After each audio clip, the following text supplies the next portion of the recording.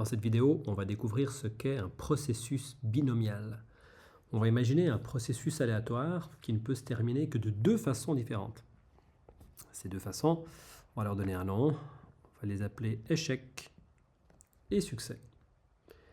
On va imaginer que la probabilité de succès est connue, et on va le noter P.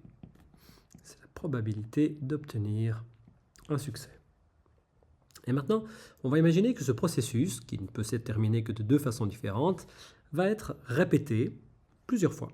Si j'ai eu un échec lors de la première fois, je peux, lors de la deuxième fois, avoir encore un échec ou un succès.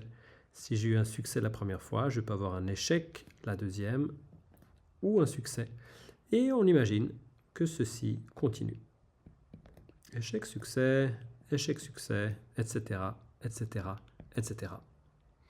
La dernière hypothèse que l'on va faire à propos de ce processus qui se répète est que les répétitions sont indépendantes les unes des autres. Qu'est-ce que ça signifie? On sait déjà que la probabilité ici c'est P, c'est ce que l'on avait indiqué tout à l'heure, ce qui nous permet aussi de dire qu'ici c'est 1 moins P.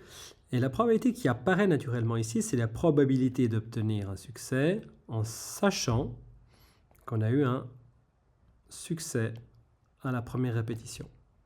Mais par hypothèse d'indépendance, ceci est égal juste à la probabilité d'avoir un succès. Et la probabilité d'avoir un succès, on l'a dit, c'est simplement P.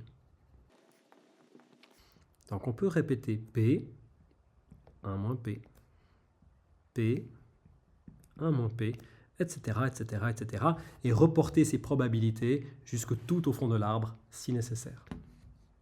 Un tel processus, avec répétition d'une épreuve à deux issues possibles de façon indépendante, s'appelle un processus binomial. Et une question classique que l'on se pose à propos du processus binomial est la suivante. On va imaginer qu'on fait n répétitions de cette expérience. On se demande quelle est la probabilité d'obtenir k succès lorsque l'on fait ces n répétitions. Jusqu'à la fin de cette vidéo, on va voir comment on découvre une petite formule pour calculer cette probabilité.